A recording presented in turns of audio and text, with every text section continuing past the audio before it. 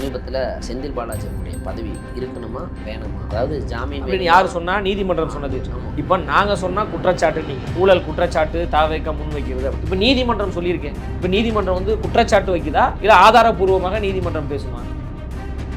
இனிமே அடுத்து வந்து பார்த்தீங்கன்னா துரைமுருகன் அவர்கள் மீது நடவடிக்கை எடுக்க போறாங்க, பொன்முடி அவர்களின் மீது நடவடிக்கை எடுக்க போறாங்க. பொன்முடி அவர்களுடைய அமைச்சர் பதவியை பறிப்பதற்கு உண்டான வாய்ப்புகளும் இருப்பதாக போராட்ட காலத்தில் இறங்குவார். தமிழ்நாடு முழுவதும் சுற்றுப்பயணம் போகிறாரு. அந்தந்த மாவட்டத்தில் இருக்கக்கூடிய பிரச்சனைகளை மிக மூர்க்கமாக, தைரியமாக, துணிச்சலோடு எங்கள் தலைவர் அவர்கள் பேச போகிறாங்க. இப்போ இந்த பூத் கமிட்டி மாநாட்டிலையும் பேச தான் போகிறாரு. இந்த மக்கள் விரோத திமுகவை குறித்து எங்கள் தலைவர் பேச தான் போகிறாரு. அவசரமாக அமைச்சரவையிலிருந்து வேறு ஒரு அமைச்சரவைக்கு மாற்ற வேண்டிய தேவையான் திமுக வந்தது. இப்போ நாங்கள் சொல்கிறோம்ல, இவங்க ஊழல் கட்சின்னு நம்ம சொல்கிறோம், அது திமுக கட்சியை சார்ந்தவர்கள் கோவம் வருது. நீங்கள் பிடிஆர் அவரை ஏன் மாற்றினீங்க? எல்லா பக்கமும் போராட்டங்க. தமிழக வெற்றி கழகம் மட்டும் போராடலாங்க, எல்லா துறை சார்ந்த மக்களும் போராடிட்டு இருக்காங்க. செவிலியர்கள் போராடுறாங்க, மருத்துவர்கள் போராடுறாங்க, மாணவர்கள் போராடுறாங்க, எல்லோரும் போராடி கொண்டிருக்கிறாங்க இந்த ஆட்சியில். ஆனால் வெக்கமே இல்லாமல் இந்தியாவில் தலை சிறந்த ஒரு ஆட்சி திமுக. அறம்நாடு நேயர்களுக்கு அன்பு வணக்கம். இன்று நம்மோடு இணைந்திருப்பவர் தமிழக வெற்றி கழகத்தின் கொள்கை பரப்பு இணை செயலாளர் லயோலா மணி அவர்கள். பிரதர் வணக்கம். வணக்கம் பிரதர். திமுக அரசின் மீது ஊழல் குற்றச்சாட்டுகளை வச்சு தான் நீங்கள் அரசியல் பேச ஆரம்பித்த முதல் வார்த்தையே ஊழல் கபடதாரிகளை ஒழிப்போம் அப்படின்னு தான் சொல்கிறீங்க. சமீபத்தில் செந்தில் பாலாஜி அவருடைய பதவி இருக்கணுமா வேணுமா, அதாவது ஜாமீன் அப்படின்னு யார் சொன்னா? நீதிமன்றம் சொன்னது. ஆமாம். இப்போ நாங்கள் சொன்னால் குற்றச்சாட்டு, நீங்கள் ஊழல் குற்றச்சாட்டு தாவேக்க முன் வைக்கிறது. அப்படி இப்போ நீதிமன்றம் சொல்லியிருக்கேன். இப்போ நீதிமன்றம் வந்து குற்றச்சாட்டு வைக்குதா இல்லை ஆதாரப்பூர்வமாக நீதிமன்றம் பேசுமா? ஆதாரப்பூர்வமாக தானே நீதிமன்றம் பேசும். திமுக என்றாலே ஊழல், ஊழல் என்றாலே திமுக. வரலாறு அப்படி தான் இருக்குது. இப்போ அடுத்து நீதிமன்றம் என்ன சொல்லியிருக்கு? இப்போ டாஸ்மார்க்கில் ரைடு நடந்தது வந்து சட்ட விரோதம் கிடையாது, மக்களுடைய பணத்தை தான் நீங்கள் வந்து முறைகேடாக வந்து கைப்பற்றிருக்கிறீங்க என்ற அடிப்படையில் அவங்க சொல்லியிருக்காங்க. அமலாக்கத்துறை வந்து ரைடு கொள்றதுக்கு அனுமதி இருக்கு முழு சொல்லியிருக்காங்க. அப்போ இனிமேல் அடுத்து வந்து பார்த்தீங்கன்னா துரைமுருகன் அவர்கள் மீது நடவடிக்கை எடுக்க போகிறாங்க, பொன்முடி அவர்களின் மீது நடவடிக்கை எடுக்க போகிறாங்க. பொன்முடி அவர்களுடைய அமைச்சர் பதவியை பறிப்பதற்கு உண்டான வாய்ப்புகளும் இருப்பதாக அரசியல் ஆலோசகர் பலர் கருத்து சொல்லிட்டு வராங்க. அந்த அடிப்படையில் தான் திமுகவுடைய கட்சி இயங்கி கொண்டிருக்கு. எங்கள் சட்டமன்றத்தில் பிடிஆர் அவர்கள் என்ன சொன்னார்? எனக்கு அதிகாரமும் இல்லை, நிதியும் இல்லை, டைட்டில் பார்க்கு வந்து எங்கள் தொகுதியிலையும் வேணும்னு ஒரு சட்டமன்ற உறுப்பினர் கோரிக்கை வைக்கிறார். அதுக்கு அவர் என்ன சொல்கிறாரு? நிதியும் அதிகாரமும் யாரிடம் இருக்குதோ அவங்ககிட்ட கேளுங்க, என்கிட்ட இல்லை என்று சொந்த கட்சியை சார்ந்த அமைச்சரே காரி திமுகவை துப்பினாரா இல்லையா? அந்த அளவுக்கு தான் இந்த ஆட்சி நடந்து கொண்டிருக்குங்க. தங்கம் தென்னரசு அவர்கள் என்ன சொல்கிறாரு? உரிய நேரத்தில் நாங்கள் அரசு ஊழியர்களுக்கு வந்து பழைய ஓய்வூதிய திட்டத்தை நாங்கள் கொடுப்பதற்கு உண்டான சூழல்களை வந்து உரிய நேரத்தில் அறிவிப்போம். அப்படின்னா உரிய நேரம் எப்போ? ஏன் அந்த 4 வருஷம் உரிய நேரம் கிடையாதா? அப்போ நீங்கள் வந்து தேர்தல் அறிக்கையில் என்ன சொல்லியிருக்கணும்? உரிய நேரத்தில் நாங்கள் பழைய ஓய்வூதிய திட்டத்தை கொடுப்போம், எனவே எங்களுக்கு ஓட்டு போடுங்கள் அப்படி தான் நீங்கள் சொல்லியிருக்கணும். நீங்கள் என்ன சொன்னீங்க? ஓட்டு போட்டு திமுக அரசை கொண்டு வந்தீங்கன்னா பழைய ஓய்வூதிய திட்டத்தை நாங்கள் நடைமுறைப்படுத்தணும்னு சொன்னீங்களா இல்லையா? அப்போது திமுக என்றாலே பொய் தான், வாக்குறுதிகளும் பொய், மக்களை ஏமாற்றக்கூடிய செயல் திட்டங்கள், எதையும் வந்து சரியான முறையில் மக்களுக்கு கொடுக்க வேண்டிய திட்டங்களை கொண்டு போய் சேர்க்கலை, கொடுக்கலை. அந்த அடிப்படையில் திமுக இயங்கி கொண்டிருக்கு. இப்படிப்பட்ட ஒரு திமுகவை வீழ்த்துவதற்கு மக்கள் தயாராக இருக்கிறாங்க. அதற்கான முயற்சிகளை தமிழக வெற்றி கழகம் முன்னெடுத்திருக்கு.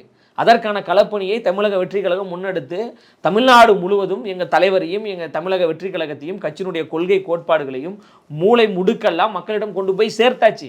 மக்கள் தயாராக இருக்கிறாங்க. இப்போ நாளைக்கே சட்டமன்ற தேர்தல் நடந்தாலும் மக்கள் தமிழக வெற்றி கழகத்திற்கு வாக்களிப்பதற்கு தயாராக இருக்கிறாங்க. ஏன் தயாராக இருக்கிறாங்க? எதற்காக குடும்பமாக தமிழக வெற்றி கழகத்தில் இணைகிறாங்க சொல்லுங்கள்? ஒரு மாற்றம் நிகழணும். திமுக வேண்டாம், அதிமுக வேண்டாம், இங்கே மன்னர் ஆட்சி வீழ்த்தப்படணும், சர்வதிகார ஆட்சி வீழ்த்தப்படணும், சமூக நீதிக்கு எதிராக செயல்பட்டு கொண்டிருக்கின்ற ஆட்சி வீழ்த்தப்பட வேண்டும் என்பதில் மக்கள் தெளிவாக இருக்கிறாங்க. ஒரு 3 நாளைக்கு முன்பு மாற்றுத்திறனாளிகள் ஊதிய உயர்வு கேட்டு போராடுறாங்க. போராடும்போது அந்த மாற்றுத்திறனாளிகளை சொல்லன்னா துயரத்திற்கு உள்ளாக்கி அடித்து சித்திரவதை செய்து கைது பண்ணி மிகப்பெரிய ஒரு கொடுங்கோல் ஆட்சியாக திமுக இருக்கு. மாற்றுத்திறனாளிகள் கதறாங்க. மாற்றுத்திறனாளிகள் என்றாலே உடல் ரீதியாக அவங்களுக்கு குறைபாடுகள் இருக்கும். அந்த கைது செய்த முறையை நீங்கள் பார்த்தீங்களா? ஆனால் ஐயா ஸ்டாலின் அவர்கள் என்ன சொல்கிறாரு? மாற்றுத்திறனாளிகளின் பக்கம் நிற்கக்கூடியது திமுக அப்படின்றாரு. ஆனால் அந்த திமுக காவல்துறை என்ன செய்தது? பகுதி நேர ஆசிரியர்கள் போராடிட்டு இருக்காங்க, பணி நிரந்தரம் பண்ணுறோன்னு இதே ஸ்டாலின் அவர்கள் சொன்னாரா இல்லையா? தேர்தல் வாக்குறுதியிலேயே 181வது தேர்தல் வாக்குறுதியில் சொன்னாரா இல்லையா? ஆட்சிக்கு வந்த உடனே பணி நிரந்தரம் பண்ணுறேன்னு சொன்னாங்களா இல்லையா? 12,000 ஆசிரியர்கள் இன்று வரை போராடிட்டு இருக்காங்களே. அதற்கு கேட்டால் என்ன சொல்கிறாங்க? பட்ஜெட் இல்லை, நிதி இல்லை அப்படின்றாங்க. அப்போ இதெல்லாம் குறித்து கேள்வி கேட்க வேண்டிய கடமை தமிழக வெற்றி கழகத்துக்கு இருக்குல்ல. 2 மாதத்துக்கு ஒரு முறை மின் கணக்கீடு முறையை மாதம் ஒரு முறை நாங்கள் மாற்றுவோம் அப்படின்னு சொன்னாங்களா இல்லையா? யார் சொன்னா? திமுக சொன்னதா இல்லையா? ஏன் நீங்கள் இன்னும் மாற்றாமல் இருக்கீங்க? 100 நாள் வேலை திட்டத்தை 150 நாளாக நாங்கள் மாற்றுவோம்னு சொன்னாங்களா இல்லையா? ஏன் நீங்கள் 150 நாளாக இன்னும் மாற்றாமல் இருக்கிறீங்க? சட்டமன்றத்தில் நடக்கக்கூடிய அந்த விவாதத்தை லைவ் டெலிகாஸ்ட் பண்ணுவோம், நேரடியாக மக்கள் பார்க்கக்கூடிய அளவுக்கு நேரடி ஒளிபரப்பு செய்வோம்னு சொன்னாங்களா இல்லையாங்க? ஏங்க அது இன்னும் பண்ணல? 4 வருஷம் ஆயிடுச்சுங்க. அதெல்லாம் பண்ணுங்க. நீட் ரகசியம் என்ன ஆச்சுங்க? நீட் ரகசியம் கேட்டால் உதயநிதி ஸ்டாலின் அவர்கள் அண்மையில் பேசின ஒரு வீடியோ பயங்கர ட்ரெண்ட் ஆகிட்டு இருக்கு சோசியல் மீடியாவில். அது என்ன ரகசியம்னா வெக்கம், மானம், சூடு, சொரணை, இதுதான் அந்த ரகசியம் அப்படின்ற மாதிரி பேசியிருக்கிறார். நாங்கள் என்ன கேட்குறோன்னா, அதே வெக்கம், மானம், சூடு, சொரணை ஏன் உங்களுக்கு இல்லை? திமுகக்கு ஏன் இல்லை? ஏன் நீட்டை நீங்கள் ஒழிக்கலை? ரத்து செய்வதற்கு உண்டான ஏன் முயற்சியை நீங்கள் முன்னெடுக்கலை? எல்லா பெண்களுக்கும் 1000 ரூபாய் கொடுக்கணும் தான் சொல்லி நீங்கள் ஓட்டை வாங்கினீங்க. அப்புறம் ஆட்சிக்கு வந்ததுக்கு பிறகு என்ன பண்ணீங்க? சில குறிப்பிட்ட பெண்களுக்கு, சில வரையறைக்கு உட்பட்ட பெண்களுக்கு மட்டும் தான் கொடுப்பேன்னு சொன்னீங்க. மாணவர்களுடைய வயிற்றில் அடிச்சிட்டிங்களாங்க. மாணவர் கடனை தள்ளுபடி பண்ணுறது தானே நீங்கள் சொன்னீங்க, கல்வி கடனை. எத்தனை மாணவர்களுடைய கல்வி கடனை இந்த திமுக அரசாங்கம் தள்ளுபடி பண்ணியிருக்கு? இது குறித்து ஏதாவது ஒரு அரசியல் விமர்சகரோ இல்லை மூத்த பத்திரிகையாளர்களோ இல்லை திமுக கட்சியை சார்ந்தவர்களோ பேசுறதுக்கு திராணி இருக்கா, தெம்பு இருக்கா? ஆனால் அதெல்லாம் யாரும் பேச மாட்டாங்க. தமிழக வெற்றி கழகம்னா சொல்லுங்க, வாய் கிளிய கிளிய கிளிய கிளிய பேசுறாங்க. சிலிண்டருக்கு மானியம் 100 ரூபாய் என்னங்க ஆச்சு? அப்போ இது குறித்தெல்லாம் பேசக்கூடிய ஒரு கட்சியாக தமிழக வெற்றி கழகம் இருக்கு. இதையெல்லாம் மாற்றணும், இதெல்லாம் சரி பண்ணணும். மக்கள் ஒரு நல்லாட்சியை விரும்புகிறாங்க, ஒரு மக்களுக்கான ஒரு ஆட்சியை விரும்புகிறாங்க. அந்த ஆட்சியை கொடுப்பதற்கு உண்டான முயற்சிகளை எங்கள் தலைவர் தளபதி அவர்கள் முன்னெடுத்து கொண்டிருக்காங்க, எங்கள் தோழர்கள் நாங்கள் முன்னெடுத்து கொண்டிருக்கோம். சரிங்களா? அதாவது முயற்சி என்பது எங்களுடைய முயற்சி என்பது சாதாரண முயற்சி கிடையாது, புரியுதுங்களா? அந்த விஷயத்தை நடத்தி காட்ட வேண்டும் என்பதற்காக நாங்கள் முயற்சி செய்து கொண்டிருக்கோம். அதனால் உறுதியாக எங்கள் தலைவரை அந்த அரியணையில் நாங்கள் உட்கார வைப்போம். தமிழக வெற்றி கழகத்தை ஆளுங்கட்சியாக கொண்டு வருவோம். மக்கள் விரும்பக்கூடிய ஒரு நல்லாட்சியை, சாதி மத மோதல் இல்லாத ஒரு சமத்துவ ஆட்சியை, ஏற்றத்தாழ்வு இல்லாத ஒரு ஆட்சியை, ஒடுக்குமுறைகள் இல்லாத ஒரு ஆட்சியை, பெண்கள் பாதுகாப்பு நிறைந்த ஒரு ஆட்சியை நாங்கள் உருவாக்குவதற்கு தயாராக இருக்கிறோம். நிச்சயமாக. இப்போ அரசு ஊழியர்கள் போராட்டம் ஒரு புறம் இருக்குது, பழைய ஓய்வூதியம் வேணுங்கிறது, அடுத்துங்கிட்டு மாற்றுத்திறனாளிகள் போராட்டம், இப்படின்னு பல்வேறு அமைப்பினர் போராட்டம் நடத்துகிறாங்க, அவருடைய தேவைகள். இது குறித்தெல்லாம் தமிழக வெற்றி கழகம் பேசுகிறது. ஓகே, தமிழக வெற்றி கழகத்தின் தலைவர் விஜய் அவர்கள் இதை பேசினால் அதோட இம்பாக்ட்டுங்கிறது வேற. பரந்தூர் போய் அவர் பேசுகிறாரு, அதனுடைய இம்பாக்ட் வேறையா இருக்கு இல்லையா? அப்போ அதையெல்லாம் பரந்தூரில் இப்போ 1003வது நாள் போராட்டங்க. நான் டெல்டாக்காரன் என்று வாய்க்கிலேயே பேசியவர் யார்? நான் ஒரு விவசாய மகன் என்று வாய்க்கிலேயே பேசியவர் யார்? நான் விவசாயத்திற்கு என்றும் துணை நிற்பேன், விவசாயிகளை நான் அழிக்க மாட்டேன் அப்படின்னு பேசியவர் யாருங்க? ஸ்டாலின் அவர்கள் தானே. 1003வது நாள் இன்னைக்கு அங்கே மக்கள் போராடிட்டு இருக்காங்களே, ஒரு வார்த்தை அந்த மக்களை போய் பார்த்தாரா? ஒரே ஒரு வார்த்தை போய் என்னங்க உங்களுக்கு பிரச்சனை? விளைநிலை அழியாத அளவுக்கு நாங்கள் விமான நிலையத்தை கொண்டு வராங்கன்னு ஒரு நம்பிக்கையை கொடுத்துருக்கலாமா கூடாதாங்க? படத்தை பார்த்து ரிவ்யூ கொடுத்துட்டு இருக்காருங்க முதலமைச்சரும் துணை முதலமைச்சரும். போங்க, பரந்தூர் போங்க, அந்த மக்களை போய் பாருங்க. 1003 நாள் நீங்கள் போராடி இருக்கீங்களங்க, உங்களுடைய கோரிக்கையை சொல்லுங்கள், நாங்கள் சரி பண்ண முடியுமா முடியாதா அப்படின்றத சொல்லுவாங்கல்ல, நீங்கள் சொல்லணும்ல. ஏன் அதை நீங்கள் பண்ணல? அப்போ இது மக்களாட்சியா இல்லை மன்னராட்சியா? சர்வதிகார ஆட்சி. நாங்கள் என்ன வேணாலும் பண்ணுவோம், அதை யாரும் கேள்வி கேட்கக்கூடாது. அப்படி யாராவது கேள்வி கேட்டாங்கன்னா அவர்கள் மீது வழக்கு பதிவு பண்ணுவோம், சிறைப்படுத்துவோம், அவர்களை நாங்கள் மிரட்டுவோம், காவல்துறை வைத்து மிரட்டுவோம் என்ற ஒரு அராஜக போக்கை எப்படி ஒன்றியத்தில் இருக்கின்ற பிஜேபி அமலாக்கத்துறையை வைத்துக்கொண்டு மற்ற துறைகளை வைத்துக்கொண்டு மிரட்டுகிறதோ அதே போன்று தானே திமுக காவல்துறையை வைத்துக்கொண்டு மிரட்டுது. விவசாயிகளின் மீது குண்டர் சட்டம் போட்ட கேடுகட்ட ஆட்சி தானே இந்த ஆட்சி. அப்போ இந்த ஆட்சி மக்களுக்கான ஆட்சியாக எப்படி இருக்கும்? இப்போ நிச்சயமாக இப்போ அதை தான் கேட்குறேன். பரந்தூர் விஷயத்தில் எப்படி விஜய் அவர்கள் பேசினாரோ அதுபோன்று ஒவ்வொரு விஷயங்களையும் களத்தில் சென்று பேசுவதற்கு ஏன் இந்த காலதாமதம்? எல்லா பிரச்சனைக்கும் எங்கள் தலைவர் அவர்கள் அறிக்கை வெளியிட்றாங்க, எங்களை போன்ற தோழர்களிடம் பேச வைக்கிறாங்க. எங்கள் தலைவர் சொன்னதால் தான் நாங்கள் பேசுகிறோம். இப்போ அரசு ஊழியர்களுக்கு நியாயமான கோரிக்கையை நிறைவேற்றுங்கள் என்று எங்கள் தலைவர் அவர்கள் அறிக்கை வெளியிட்டிருக்காங்க. நீட்டு குறித்து இவங்க ஒரு கலந்தாய்வு கூட்டம், அனைத்து கட்சி கலந்தாய்வு கூட்டம் முன்னெடுக்கின்ற பொழுது எங்கள் தலைவர் அறிக்கை விட்டாங்க. நீங்கள் தானங்க சொன்னீங்க நீட்டை ஒழிக்க போகிறேன், ரகசியம் இருக்குன்னு சொன்னீங்க, இப்போ திடீர்னு யாரை ஏமாற்றுவதற்கு நீங்கள் இந்த மாதிரி ஆலோசனை கூட்டம் நடத்துறீங்கன்னு எங்கள் தலைவர் கேள்வி கேட்குறாரு. கச்சத்தீவை மீட்பதற்கு உண்டான ஒரு கூட்டத்தை முன்னெடுத்தாங்க. கச்சத்தீவை கொடுத்தது யார்? யாரோட ஆட்சியில் நீங்கள் கொடுத்தாங்க? திமுக. அதை எங்கள் தலைவர் கேள்வி கேட்குறாரு. எதுக்கு? அதுதான் எங்கள் தலைவர் சொல்கிறாரு, இது ஒரு நாடக கம்பெனி, வெற்று விளம்பர மாடல், விளம்பர அரசியல் தான் இப்போ நடந்து கொண்டிருக்கு. அப்போ அதை வீழ்த்துவதற்கு உண்டான வியூகங்களை எங்கள் தலைவர் உருவாக்கி கொண்டிருக்கிறாரு. தமிழக வெற்றி கழகத்தை சார்ந்த தோழர்களும் அதற்கான வேலைகளை நாங்கள் செய்து கொண்டிருக்கோம்னு நம்ம சொல்கிறோம். இதையெல்லாம் முன்னெடுத்து ஒரு போராட்ட களமாக தாவேகா தன்னுடைய போராட்டத்தை, அதாவது தாவேகா போராட்டம்ங்கிறது வேறு, விஜய் அவர்கள் பங்கேற்கக்கூடிய போராட்டமாக ஒரு போராட்டத்தை விரைவில் எதிர்பார்க்கலாமா? எங்கள் தலைவர் அவர்கள் போராடுவதற்கு தயாராக இருக்கிறாங்க. போராட்ட களம் தமிழ்நாடு முழுவதும் பல இடங்களில் உருவாக்கி கொண்டு தான் இருக்குது. எங்கள் தலைவர் வந்து மிக விரைவில் மக்களோடு மக்களாக நின்று உறுதியாக போராடுவார். தமிழ்நாடு முழுவதும் இந்த வக்பு திருத்த சட்டத்தை எதிர்த்து தமிழக வெற்றி கழகம் மூர்க்கமாக போராடியது மட்டுமல்லாமல் உச்சநீதிமன்றம் வரை சென்று அதற்கு தடை வாங்கியது தமிழக வெற்றி கழகம். நாங்கள் வந்து ஆக்கப்பூர்வமாக செயல்படக்கூடியவர்கள், போராட வேண்டும். அதே நேரத்தில் அந்த போராட்டம் என்பது ஒரு நியாயமாக இருக்கணும். அந்த போராட்டம் வந்து மக்களுக்கு ஒரு தீர்வை ஏற்படுத்தணும். அப்போ சட்ட ரீதியாகவும் தீர்வை ஏற்படுத்தக்கூடிய வேலைகளில் தமிழக வெற்றி கழகம் ஈடுபட்டு கொண்டிருக்கு. இப்போ பரந்தூர் மக்கள் அங்கே போராடுறாங்க, 1003வது நாளாக போராடிட்டு இருக்காங்கன்னா, அதை சட்ட ரீதியாக அங்கே விமான நிலையம் வராமல் இருப்பதற்கு என்ன செய்யலாம் என்கின்ற ஆலோசனையை எங்கள் தலைவர் அவர்கள் செய்து கொண்டிருக்கிறார், வழக்கறிஞரோடு செய்து கொண்டிருக்கிறார். கச்சத்தீவு பிரச்சனைக்கு வழக்கறிஞரோடு எங்கள் தலைவர் அவர்கள் செய்து கொண்டிருக்கிறாங்க. அண்மையில் பேசினாங்க. இதெல்லாம் வெளி உலகத்துக்கு தெரியாது. இது போன்ற நடவடிக்கைகள்லாம் நடந்து கொண்டிருக்கு. இப்போ வக்பு சட்ட திருத்த மசோதாவை வந்து தடை செய்ய வேண்டும் என்று உச்சநீதிமன்றத்தில் வழக்கு போட்டதுக்கு பிறகு தானே வெளியில் தெரிஞ்சிச்சு. அதுக்கு முன்னாடி அவ்வளோ விவாதங்கள் நடந்தது, ஆலோசனைகள் நடந்தது. பல வழக்கறிஞரோடு எங்கள் தலைவர் அவர்கள் வந்து ஆலோசனை மேற்கொண்டு அதன் பிறகு உச்சநீதிமன்றத்தில் சென்று ஒரு வழக்கு நம்ம பதிவு பண்ணோம். அந்த அடிப்படையில் மக்கள் பிரச்சனைகளுக்கு எங்கள் தலைவர் அவர்கள் சட்ட ரீதியாக எப்படி முன்னெடுக்கலாம், சட்ட ரீதியாக எப்படி ஒரு தீர்வை உருவாக்கலாம், சட்ட ரீதியாக அந்த மக்களுக்கு எப்படி ஒரு நன்மையை பெற்றுத்தரலாம் என்கின்ற ஆலோசனைகள் நாள்தோறும் நடந்துக்கிட்டு இருக்கிறத மாணவர் கல்வி கடன் முதற்கொண்டு எங்கள் தலைவர் அவர்கள் வந்து பேசுகிறாங்க.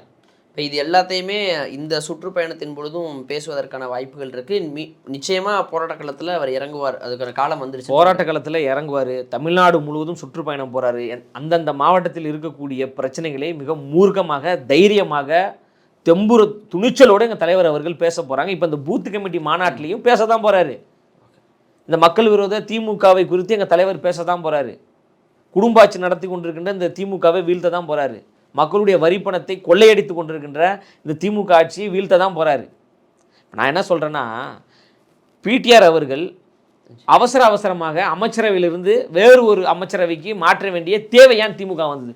இப்போ நாங்கள் சொல்கிறோம்ல, இவங்க ஊழல் கட்சின்னு நம்ம சொல்கிறோம், அது திமுக கட்சியை சார்ந்தவர்கள் கோவம் வருது. நீங்கள் ஏன் பிடிஆர் அவரை ஏன் மாற்றினீங்க? ஆடியோ ஒன்று லீக் ஆச்சு, அதனால். அப்போ அது உண்மை தானே? அப்போ மாற்ற குற்றமுள்ள நெஞ்சு தானே குறுக்கும். அப்போ அவசரமாக மாற்றும் போதே தெரிய வேணாமா இந்த திமுக அரசாங்கம் எவ்வளவு கோடியை வந்து கொள்ளையடிச்சிருக்கு அப்படின்னு? எல்லா பக்கமும் போராட்டங்க. தமிழக வெற்றி கழகம் மட்டும் போராடலாங்க, எல்லா துறை சார்ந்த மக்களும் போராடிட்டு இருக்காங்க. செவிலியர்கள் போராடுறாங்க, மருத்துவர்கள் போராடுறாங்க, மாணவர்கள் போராடுறாங்க, மாற்றுத்திறனாளிகள் போராடுறாங்க, பெண்கள் வந்து பாதுகாப்பு வேண்டும் என்று பெண்கள் போராடி கொண்டிருக்காங்க, மாணவர்கள் நீட்டை ரத்து செய்ய வேண்டும் என்று மாணவர்கள் போராடி கொண்டிருக்கிறாங்க, மீனவர்கள் போராடி கொண்டிருக்கிறாங்க, எல்லோரும் போராடி கொண்டிருக்கிறாங்க இந்த ஆட்சியில். ஆனால் வெக்கமே இல்லாமல் இந்தியாவில் தலை சிறந்த ஒரு ஆட்சி திமுக ஆட்சி நடந்து கொண்டிருக்கு, சமூக நீதி ஆட்சி நடந்து கொண்டிருக்கு. தென் மாவட்டங்களில் தலித்துகளுக்கு அவ்வளவு அடக்குமுறையான வன்கொடுமைகள் நடந்து கொண்டிருக்குங்க. நாள்தோறும் சாதிய படுகொலைகள் நடந்து கொண்டிருக்கு, பல தீண்டத்தகாத செயல்கள் நடந்து கொண்டிருக்கு. இது குறித்து இந்த திராவிட மாடல் ஆட்சியாளர்கள் பேசுவாங்களா? இந்த திராவிட மாடல் முதல்வர் பேசுவாரா? அப்போ வெற்று விளம்பரத்திற்காக நீங்கள் பெரியார் கொள்கைகளையும் வெற்று விளம்பரத்திற்காக அண்ணல் அம்பேத்கருடைய கொள்கைகளையும் பயன்படுத்துகிறீங்களா? எந்த இடத்துல அது வந்து ஒரு சமூக நீதி ஆட்சியாக இருக்குது? சமூக நீதி ஆட்சியில் நீங்கள் சாதிவாரி கணக்கெடுப்பு ஏங்க நடத்தாமல் இருக்கீங்க? நடத்துவதற்கு துணிச்சல் இருக்கா? நடத்துங்க. உண்மையாகவே நீங்கள் வந்து பெரியாரை வந்து கொள்கை தலைவராக ஏற்றுக்கொண்டால், உண்மையாகவே நீங்கள் வந்து அண்ணல் அம்பேத்கர் அவர்களை கொள்கை தலைவராக ஏற்றுக்கொண்டிருந்தால், அண்ணா அவர்களை கொள்கை தலைவராக ஏற்றுக்கொண்டிருந்தால், அண்ணா அவர்கள் திமுகவினுடைய உண்மையான ஒரு தலைவராக நீங்கள் மதித்தீர்கள் என்றால் சாதிவாரி கணக்கெடுப்பு நீங்கள் நடத்துங்கன்னு நம்ம சொல்கிறோம்.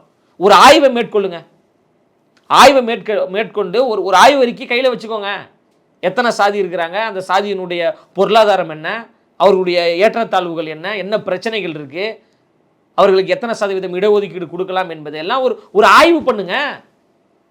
எதையுமே பண்ணாமல் வெற்று வாயில் நல்லாட்சி, மக்களுக்கான ஆட்சி, சமூக நீதி ஆட்சின்னு எதற்கு நாடகம் ஆடுறீங்கன்னு தான் நம்ம திரும்ப திரும்ப அந்த கேள்வியை கேட்பதற்கான காரணம் என்னென்னா, மக்களை ஏமாற்றி கொண்டிருக்கின்ற ஒரு ஆட்சியாக இந்த திமுக ஆட்சி இருக்குது. அப்போ இந்த ஆட்சியை வீழ்த்த வேண்டுமென்றால் தமிழ்நாட்டு மக்கள் கொண்டாடக்கூடிய ஒரு கரிஸ்மேட்டிக் லீடர் யாருன்னு பார்த்தீங்கன்னா எங்கள் தளபதி தான். கொள்கை சார்ந்தவரும் எங்கள் தளபதி அவர்கள் கொள்கை சார்ந்தும் இருக்கிறாரு, ஒரு கரிஸ்மேட்டிக் லீடராகவும் இருக்கிறாரு. மாநில சுயாட்சி மீட்கப்படணும்னு நினைக்கிறாரு, மாநில சுயாட்சி பாதுகாக்கப்படணும்னு நினைக்கிறாரு, ஒரு சமூக நீதி ஆட்சியை கொடுக்க வேண்டும் என்று நினைக்கிறாரு, ஒரு சமத்துவ ஆட்சியை கொடுக்க வேண்டும் என்று நினைக்கிறாரு, காமராஜர் அவர்களை போன்று ஒரு நேர்மையான ஒரு நல்லாட்சியை உருவாக்க வேண்டும் என்று நினைக்கிறாரு, எம்ஜிஆர் அவர்களை போன்று பாமர மக்களும் உயர்ந்து வர வேண்டும் என்கின்ற ஒரு ஆட்சியை கொடுக்க வேண்டும் என்று நினைக்கிறாரு, அண்ணா அவர்களுடைய ஆட்சியை மீண்டும் கொடுக்க வேண்டும் என்று எங்கள் தளபதி அவர்கள் நினைக்கிறார். இதில் என்ன தவறு இருக்குது? எந்த இடத்துல எங்கள் தவறை நீங்கள் பார்த்தீங்க? ஆளுநரே கண்டிக்கிறேங்க. ஆளுநர் அண்மையில் வந்து ஒரு கூட்டம் போட்டிருக்காரு, மாநாடு அழைப்பு விட்டுருக்காரு, துணைவேந்தர் மாநாடு தவறுன்றோம். ஆளுநர் அவர்களுக்கு என்ன அதிகாரம் கொடுக்கப்பட்டிருக்கோ அதை மட்டும் செய்யுங்க, அதுதான் ஆளுநர். மாநில சுயாட்சியின் மீது கை வைக்கக்கூடாது. மாநில சுயாட்சியின் மீது யார் கை வைத்தாலும் அவர்களை மூர்க்கமாக கேள்வி கேட்கும் தமிழக வெற்றி கழகம் கேள்வி கேட்கும், எங்கள் தலைவர் தளபதி அவர்களும் கேள்வி கேட்போம்.